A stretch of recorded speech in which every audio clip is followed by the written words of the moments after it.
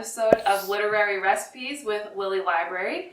Today, since we are finally officially in the spring season and all the spring holidays are coming up, the book that inspires today's recipe is The Tales of Peter Rabbit by Beatrix Potter. And in the book, Mrs. Rabbit goes and buys 5 currant buns and a loaf of brown bread from the baker's. So today, we're going to be making hot cross buns, which we're interpreting as the currant buns that Mrs. Rabbit buys. This recipe is actually new to me. I have never made it before, so it's going to be an adventure for all of us.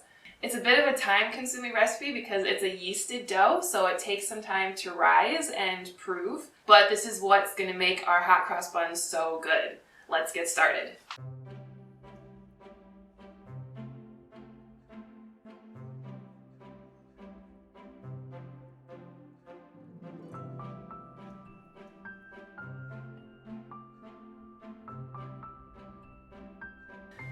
So the first thing we're going to do is scald the milk, which I've actually never done before. I've never scalded milk, but basically that just means that we're warming it. So what we're going to do is over medium heat, we're going to dump our milk into our pot. And we're going to heat this until we start to see little bubbles form around the edge of the pan. That means that it's warm enough but not quite boiling yet. We don't want that. So this recipe doesn't actually call for currants, it calls for raisins. But since we're making the hot cross buns that Mrs. Rabbit buys, we're going to add some currants because they're called currant buns in the book. While our milk is scalding, we're going to make sure that our dried fruit, which is our raisins and our currants, are nice and plump and not all dried out for when they go into our hot cross buns. So in another saucepan, we're going to add some water and a little bit of baking soda and then stir in our raisins and currants and heat that until it starts to boil and then turn it off.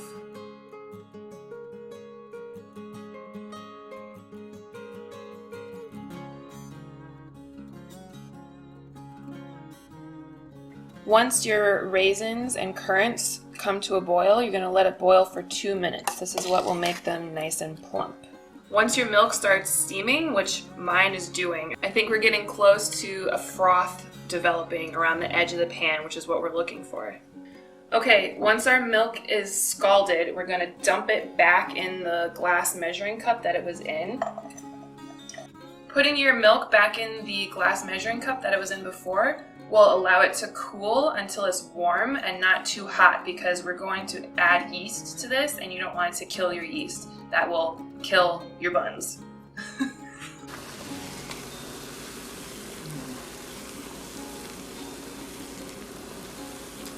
Our dried fruit has boiled for 2 minutes and now we're going to drain it in a strainer. You can drain it right in the sink. And then we're going to give it a really quick rinse. You don't want to leave it under the water. I popped my milk in the fridge for a couple of minutes because it's still too warm to add to my yeast, but we just have to make sure that we don't forget about it because we can't use cold milk. Now we're going to mix our lukewarm milk with a half a cup of white sugar and just give that a quick stir. And now we're going to add, and now we're going to add a tablespoon of yeast and give that a quick stir. It already smells like bread. Now we're going to let this rest for a few minutes until the yeast starts to get nice and foamy. We're also going to need 2 eggs, and these are going to be added to our milk and yeast mixture, but I want to whip these up first. And I would take these out of the fridge earlier so they come up to room temperature.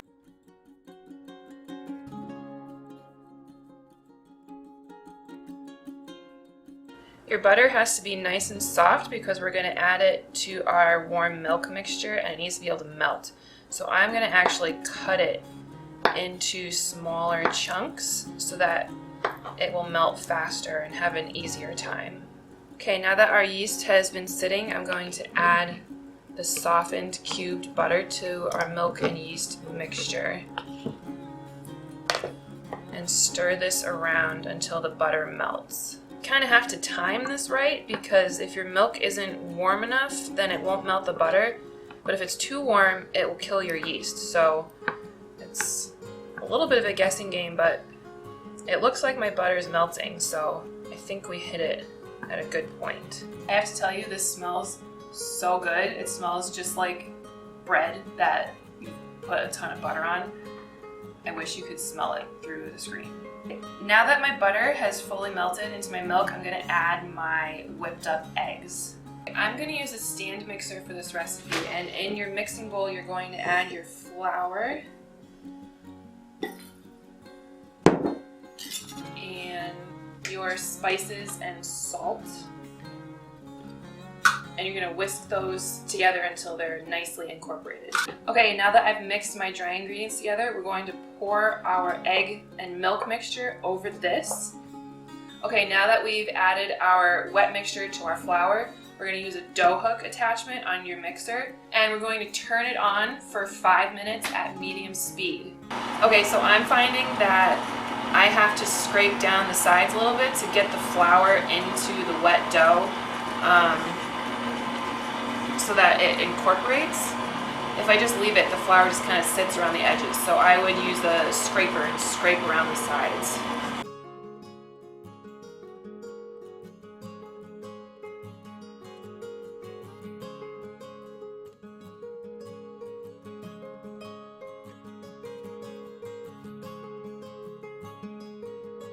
Mine's been mixing for 5 minutes, and in the recipe it says that you can add a 1/4 cup more flour if at the end of your time the mixture is still clinging to the sides.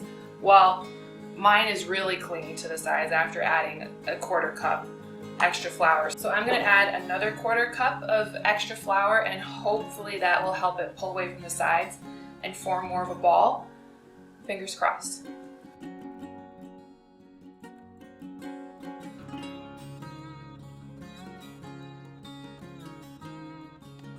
I ended up adding another 1/4 cup, and that still didn't seem like enough, so I added another 1/8.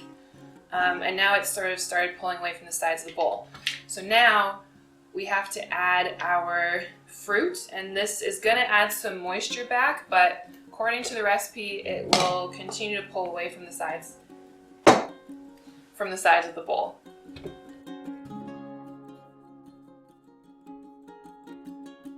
I've added my dried fruit, and it's pulling away from the bowl, sort of, which is what it's supposed to do. The recipe says the dough is supposed to be really sticky, which it definitely is. So what we're going to do now is in a large bowl, we're going to grease it lightly with vegetable oil, and then we're going to scrape our dough into the bowl and roll it around in the oil to try to get a nice layer over it.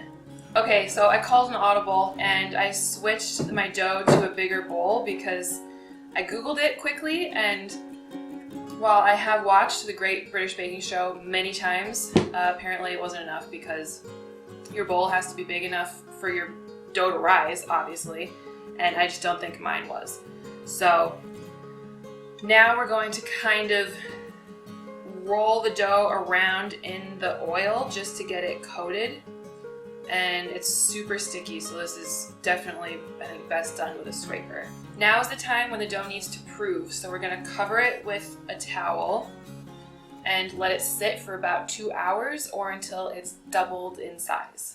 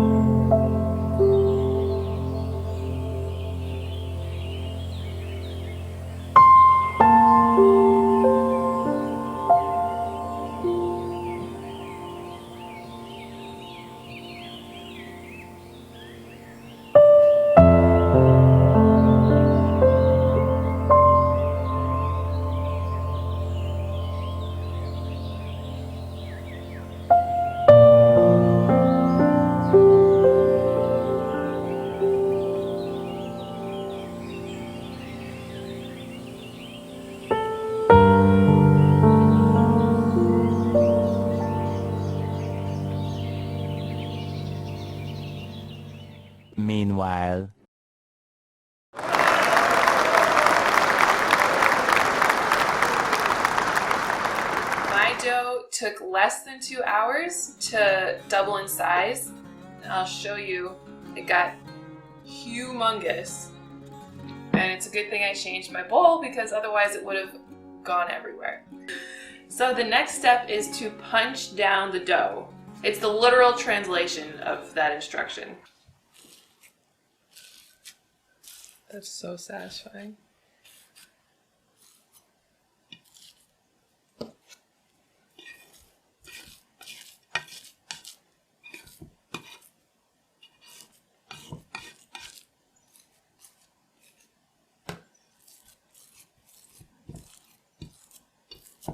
I think having a bench scraper like this is really handy in this instance, but you don't have to have one. You can just use a spatula or something like that to get your dough out of your bowl, and I'm putting it on a very lightly floured surface.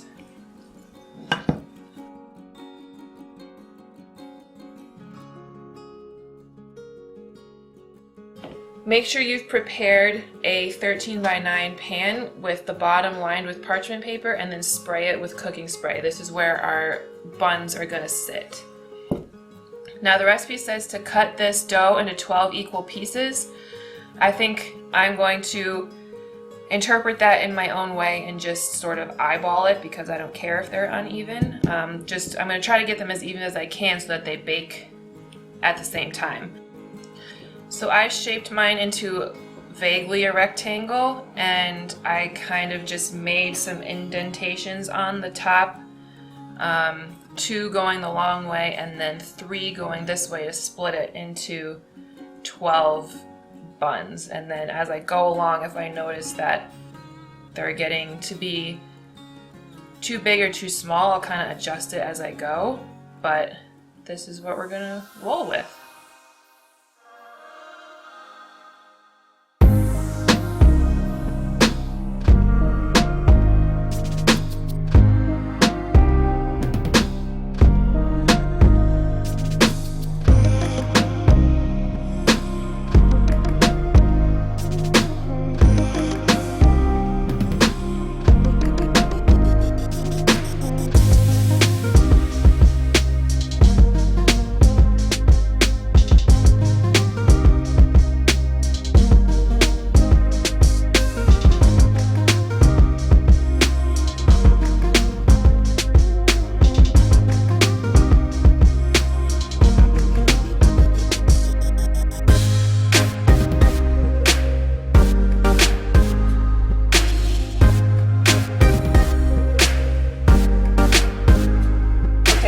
We've shaped our rolls and we have them in our pan. We're going to cover them over with a towel again and let them rest and rise for 30 more minutes. We want them to double in size again.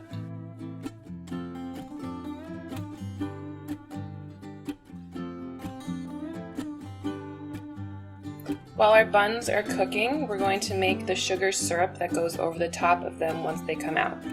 So we're going to add 1/4 cup of water to a small saucepan and 1/4 cup of sugar. And we're going to stir that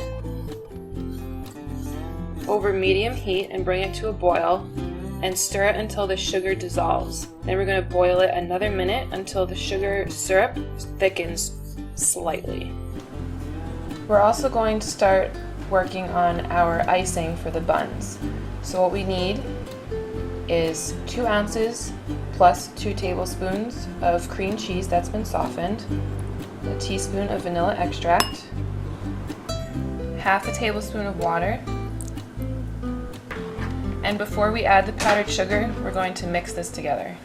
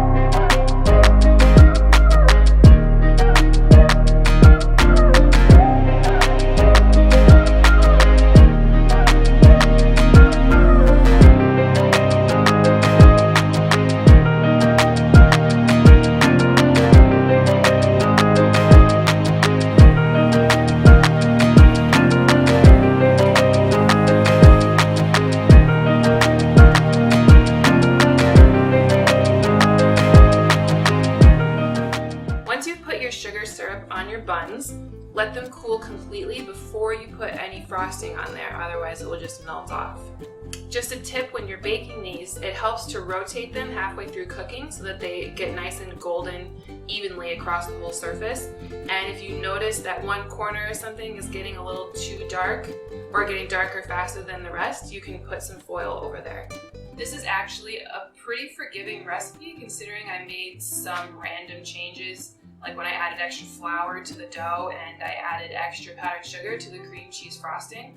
So I wouldn't panic too much. I panicked a little bit, I'm not gonna lie, when I was making my dough, and I was a little worried that it wasn't pulling away from the sides as much as it should, but it definitely did, and it's a super sticky dough, so just be aware of that, and if it's really sticky, then it's fine, don't worry.